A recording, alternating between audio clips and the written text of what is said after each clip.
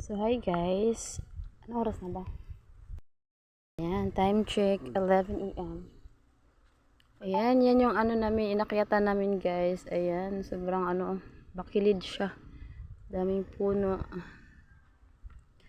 Ayan, hello guys to this video.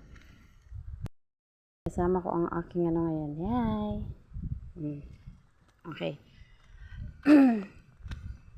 Ayan, aakyat pa talaga kami doon sa ano na yan, sa dulo na yan. Aray ko. Diyos ko. Yan siya guys, ang ganda ng ano, paligid. Yan, maliwalas. Yan siya. Ayan. Dito kami ngayon sa kabukiran. Ayan. Kasi magpapagamot ako guys dahil masama na naman ang aking pakiramdam.